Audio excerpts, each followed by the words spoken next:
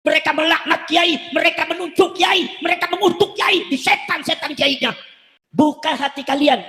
Ba'alwi kerap kali setiap ada orang yang menentang mereka, mereka selalu menuduh PKI, menuduh komunis, tapi catatan data sejarah justru mereka yang menyebarkan bendera komunis di dunia. Sudah keterlaluan. Hasyim Asy'ari Syekhul Akbar wa Imamun Nahdliyin, disebutnya cuma Hasyim Asy'ari. Hasyim Asy'ari itu bukan orang pinter, orang bodoh, dan Hasyim Asy'ari itu tidak ada jasanya dalam kemerdekaan Indonesia. Ini orang kalau bicara depan saya tak kaplok sama saya, Pak. Sedikit aja kesalahan yang dilakukan oleh habaib, itu akan langsung mereka goreng, mereka garap untuk menyerang habis-habisan para habaib, saudara. Jadi saya minta dari yang tua sampai yang muda, saudara, apa-apa yang selama ini mereka serang kita, ada oknum-oknum yang berlaku tidak baik, ya kita ikut memperbaiki, saudara. Kita ikut memperbaiki. Jangan juga kita biarkan kalau ada saudara-saudara kita dari kalangan habaib yang melakukan hal yang tidak baik. Jangan, saudara. Sebelum orang lain tegur, kita yang tegur. Sebelum orang lain yang memperbaiki, kita yang wajib untuk memperbaikinya. Nah, jadi sekali lagi kita, jadi ya kita ambil hikmahnya aja. Kalau ada yang tanya apa?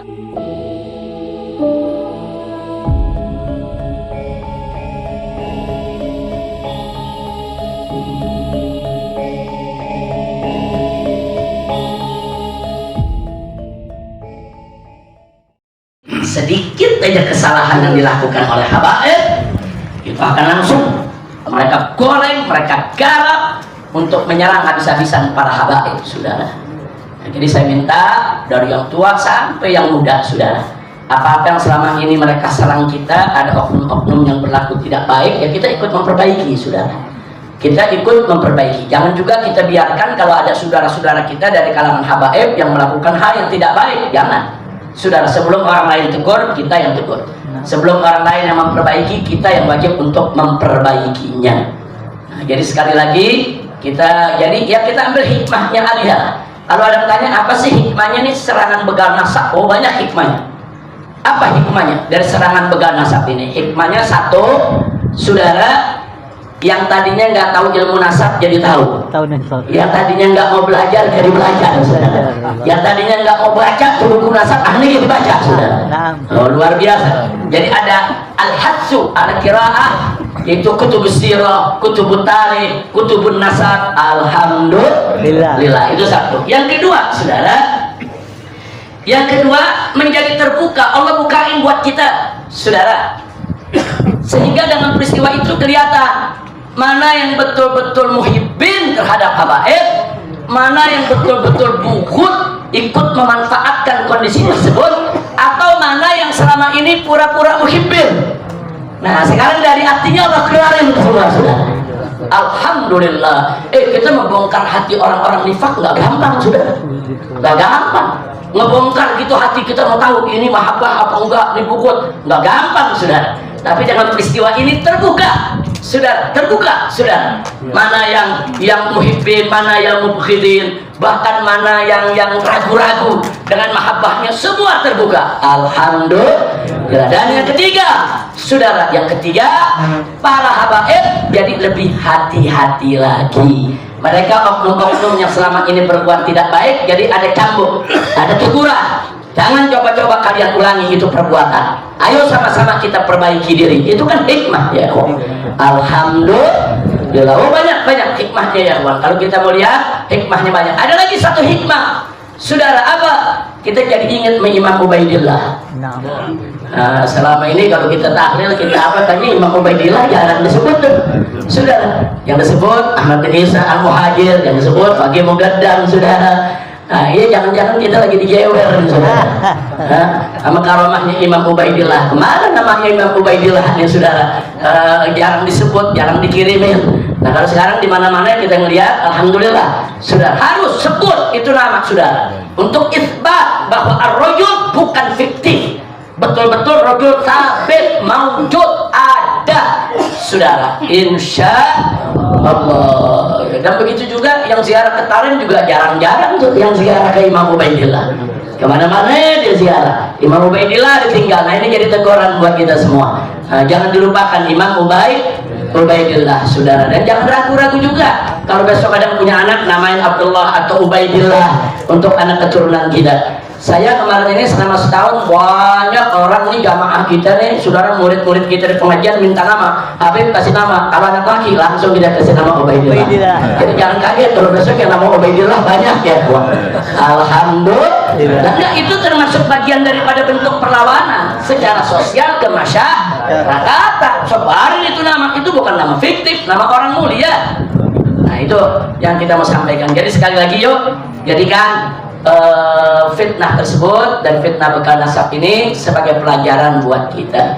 Mudah-mudahan ke depan tidak berulang. Tapi saya minta semua tetap pasang mata, buka telinga, saudara. Karena gerakan politik ini belum selesai, saudara. Tangan-tangan mereka-mereka yang berkuasa 10 tahun masih ada di jajaran atas. Jadi setiap saat mereka bisa membongkar lagi, saudara, yang lebih gila lagi untuk memfitnah kalangan habaib. Nah itu saja. Dan yang terakhir, saya mengingatkan semua saudara bahwa yang mulia di tengah masyarakat ini, saudara, bukan habaib saja, para ulama juga mulia, saudara. Al ulama warathatul anbiya. Ulama itu, saudara, itu pewaris para nabi. Itu kiai-kiai ajangan-ajangan yang pada punya ilmu yang berakhlak mulia, saudara. Jangan main-main, warathatul anbiya. Dan gak main-main, Allah yang puji ulama dalam Al-Quranul Karim. Innama yakhsyallaha min ibadihil ulama. Sesungguhnya hamba yang takut kepada Allah adalah dari kalangan ulama. Nggak sampai situ, di ayat lain Allah nyatakan yarfa'illahu alladzina amanu minkum walladzina utul ilma daraja. Allah tinggikan derajat ulama, saudara. Nah, jadi ulama ini, saudara, juga punya kedudukan mulia. Nah karena itu saya minta kepada para habaib, wajib kita muliakan mereka yang dimuliakan Allah. Ahlul Bait dimuliakan Allah, kita muliakan. Ulama dimuliakan Allah, wajib kita muliakan.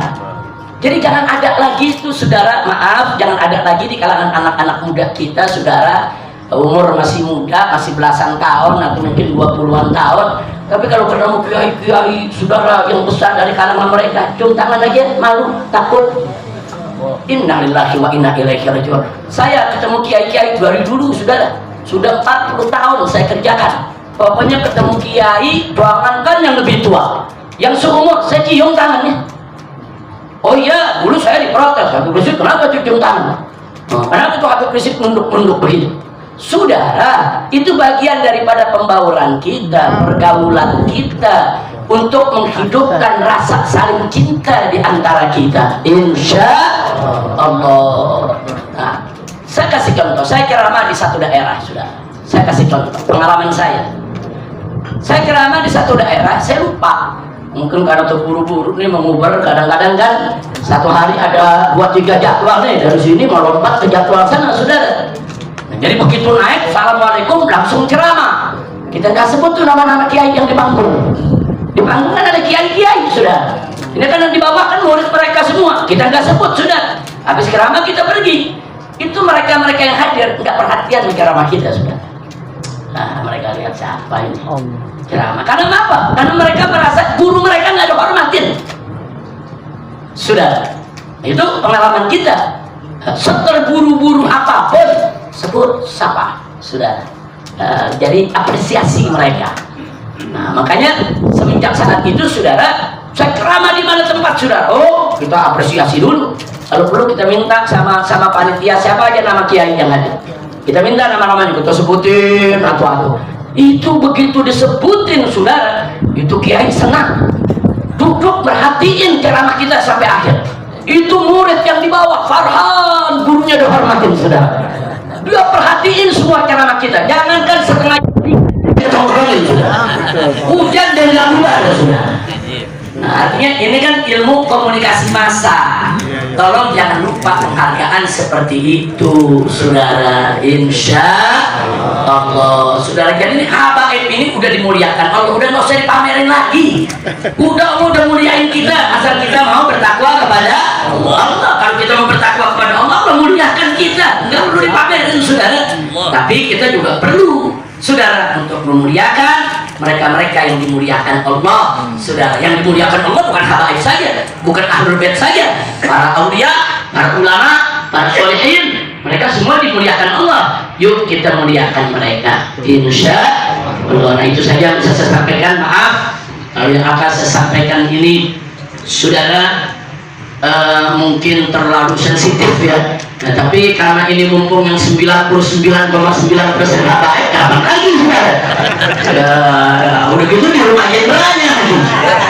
Ya bukan, ini kesempatan. Ini namanya kesempatan. Nah, tolong jangan tersinggung, jangan saudara. Saya tidak ada maksud menyinggung si A atau menyinggung si B. Demi Allah, saya tidak ada maksud untuk menyinggung siapapun saudara. Bahkan saya mau ikut menasehati diri saya sendiri. Kita introspeksi, apa nih, kenapa begini, kenapa begini, apa yang bisa kita ubah supaya hubungan antara ulama dengan habaib tetap baik dan bisa semakin baik, insya Allah. Nah, itu yang saya mau sampaikan saudara. Baiklah, akhirnya sebagai penutup,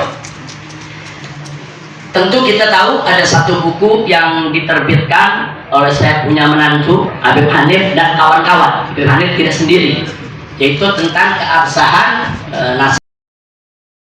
Sekalian, saya dengan Mbah Yai Roma ini adalah sedang berjuang untuk bangsa, sedang berjuang untuk kalian, sedang berjuang untuk rakyat. Tidak ada yang memberi dana, tidak ada yang memberi modal, tidak ada yang memberikan gaji. In ajriya illa 'ala Allahi rabbil alamin. Insya Allah balasan kami akan kami terima di akhirat saja. Perjuangan PWI Laskar Sabilillah ini bukan perjuangan yang mendapatkan uang, tapi justru mengeluarkan uang. Bukan mendapatkan dana, tapi justru mengorbankan dana.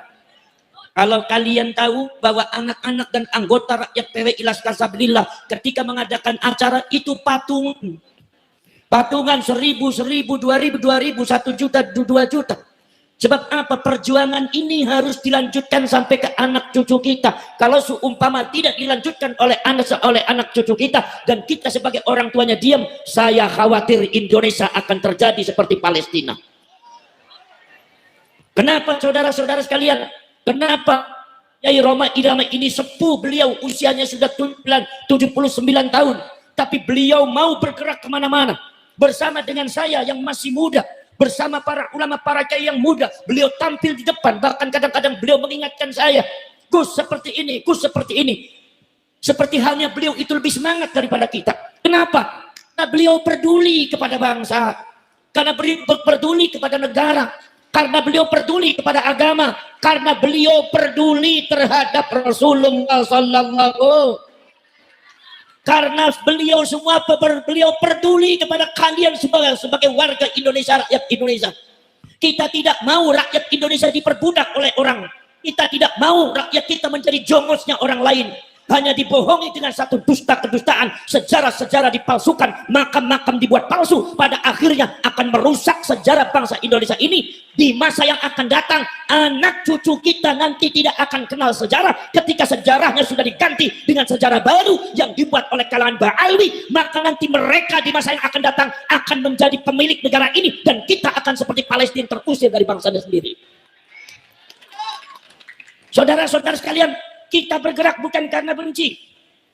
Kita bergerak bukan karena benci. Kalau ada yang mengatakan Gus Abbas benci kepada Ba'alwi, tidak. Gus Abbas benci kepada Habib, tidak. Tapi saya lagi mengingatkan Habib, jangan berbuat macam-macam di negeri Indonesia. Jangan berbuat macam-macam di anak bangsa Indonesia. Jangan suka jahil terhadap sejarah Indonesia. Jangan suka mempersekusi para ulama, para kiai Indonesia. Jangan suka menghina para ulama, para kiai Indonesia. Jangan suka menghina, menginjak harga diri bangsa Indonesia. Ini adalah bangsa kami, negara kami. Anda itu pendatang, maka Anda harus menghormati kami. Betul lah betul. Betul lah betul. Saudara, kenapa sebabnya? Sudah berpuluh-puluh tahun bangsa Indonesia diam. Bangsa Indonesia diam, kalian bangsa Indonesia diam. Karena kalian bangsa Indonesia itu bangsa yang santun, berbudi luhur, berakhlakul karimah, diajarkan oleh para ulama, para kiai di kampung-kampung itu. Makanya diam bukan berarti ridho, diam bukan berarti rela untuk dimiliki bangsanya oleh mereka. Tidak. Tapi karena kita menanamkan akhlakul karimah, karena kita mendahulukan adab di dalam menghadapi sesuatu, bukan mendahulukan celurit dan perang. Saudara, dari dulu sudah beberapa ulama-ulama kiai kita diperkosa oleh mereka. Di Tegal, saudara-saudara sekalian, ada beberapa kiai dimintai uang oleh kalangan oknum-oknum Ba'alwi. Sampai kiainya ketika ada haul datang, itu kiainya pada ngumpet semua. Sebab kalau seumpama tidak kasih, mereka melaknat kiai, mereka menunjuk kiai, mereka mengutuk kiai, di setan-setan kiainya. Cukup. Rakyat Indonesia sudah bersabar, betul? Rakyat Indonesia sudah terlalu lama diam, betul? Sekarang sudah sejarah mereka terungkap, nasab mereka terungkap secara ilmiah, bahkan secara teknologi tes DNA mereka ternyata terungkap. Ternyata mereka bukan cucunya Rasulullah, tapi dari kalangan Yahudi Askenazi.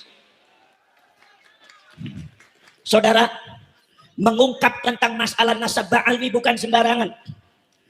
Kiai Imaduddin Al-Bantani dengan saya membaca kitab dengan Gus Aziz Jazuli, Kiai Nur Ikhya dan para ulama-ulama Nahdlatul Ulama muda, ratusan judul kitab yang dikarang oleh ulama-ulama seluruh dunia, termasuk yang dikarang oleh ulama Yamannya sendiri, bahkan ulama dari Hadramautnya sendiri yang mengatakan bahwa kaum Ba'alwi sejak ada di Yaman bikin rusuh, memprovokasi masyarakat, kemudian menguasai masyarakat, menghina para ulama, para kiai, akhirnya memecah belah masyarakat Yaman.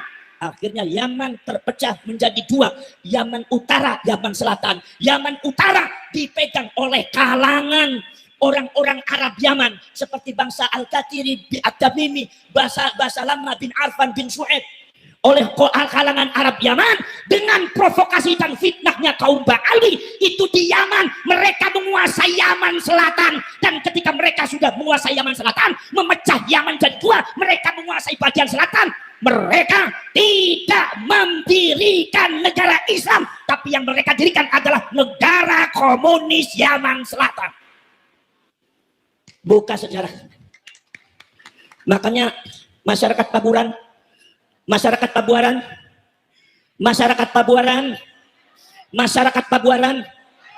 buka hati kalian. Buka hati kalian.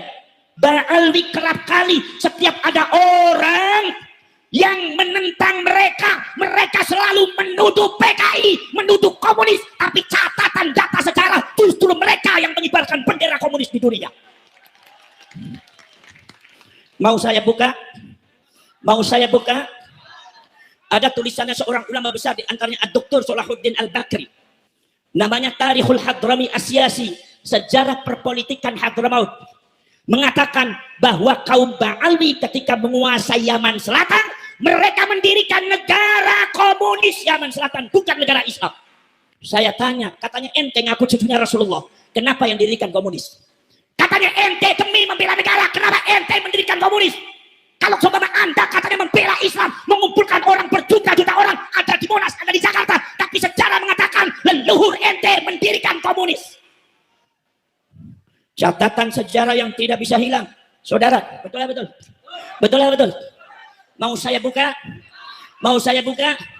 biar sekalian cerdas ya. Di antaranya yang memimpin yaitu adalah Sekretaris Jenderal Partai Komunis Yaman Selatan. Itu sekretarisnya Partai Komunis Yaman Selatan adalah Al-Habib Abdurrahman As-Segaf. Saya tanya, As-Segaf itu Ba'alwi apa bukan? Jawab yang kencang. As-Segaf itu Ba'alwi apa bukan? Kemudian saudara-saudara sekalian, di antaranya lagi adalah Perdana Menteri Negara Komunis Yaman Selatan, itu namanya Al-Habib Haidar Abu Bakar Al-Attas. Saya tanya lagi, buka mata kalian, Al-Attas itu marga Ba'alwi apa marga Jawa? Ba'alwi apa Sunda? Jadi kalau mereka Ba'alwi menyebut orang Pabuaran itu komunis, tidak mau ikut sama Habib. Buka sejak. Siapa yang komunis? Cie. Leres. Makanya sekarang yang jadi muhibbin terbuka hatinya. Harus dibuka. Bukan karena benci. Ini fakta sejarah yang tidak mungkin bisa kita bantah. Mau dibuka lagi? Buka lagi. Wakil presiden ini bukan karena benci ya. Tapi ini sejarah ya. Wakil Presiden Negara Komunis Yaman Selatan adalah Al-Habib Abdurrahman Al-Jufri. Saya tanya lagi, Al-Jufri itu marga Pabuaran apa marga Ba'alwi? Jawab yang keras. Ba'alwi apa Pabuaran? Ba'alwi apa Sun?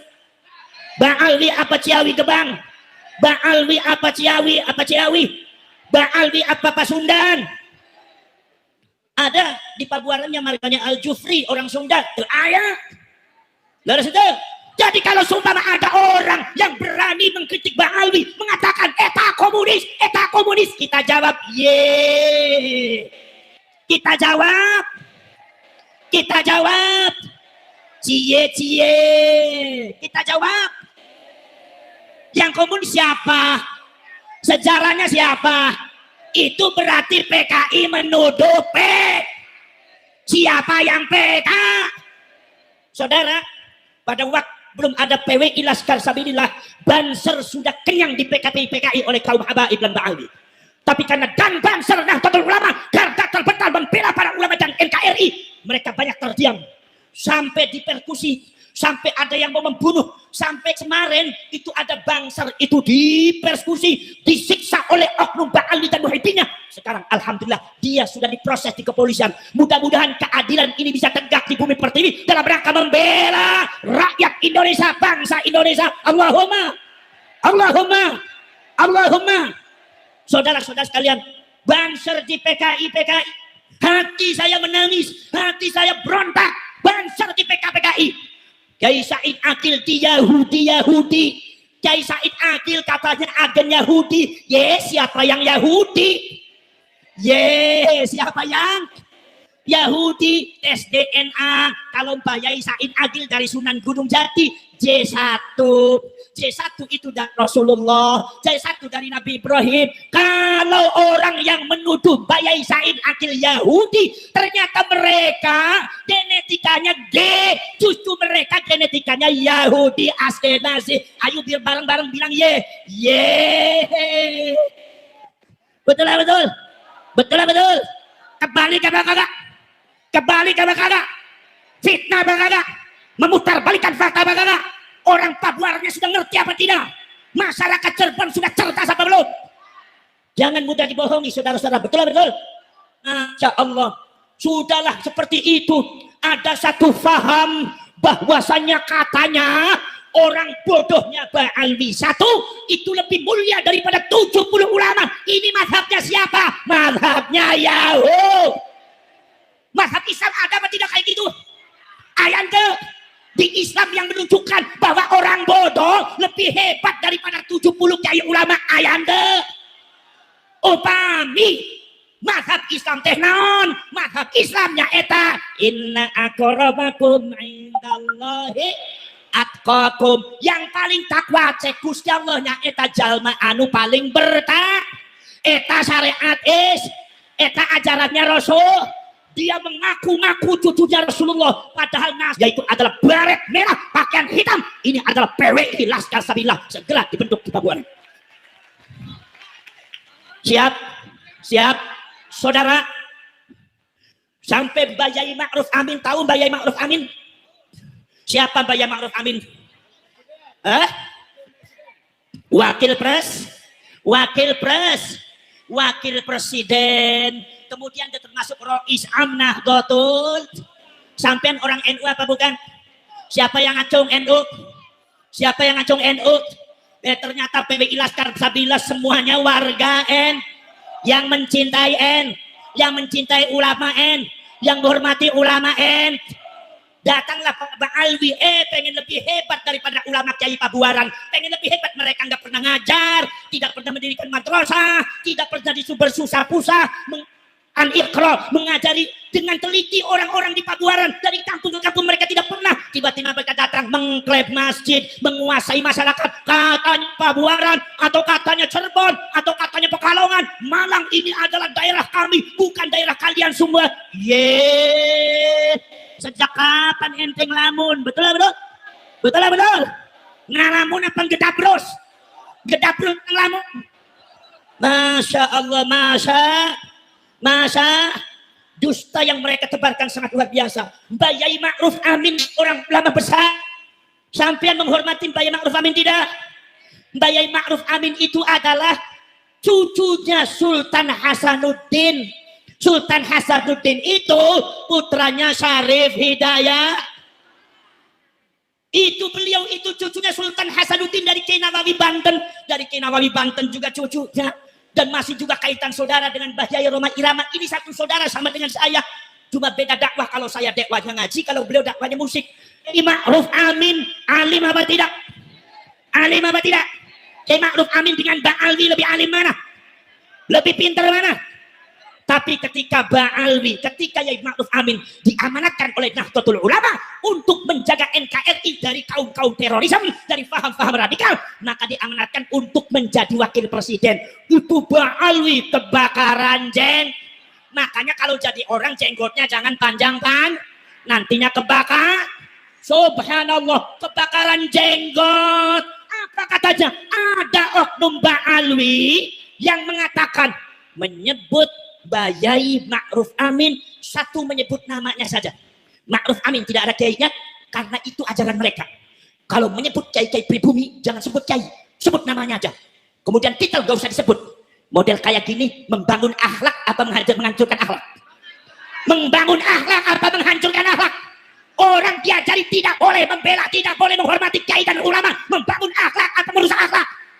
Tiba-tiba katanya, mari kita adakan revolusi akhlak. Jawab ye, akhlak kayak model gampang. Mana yang mau ente bangun? Betul.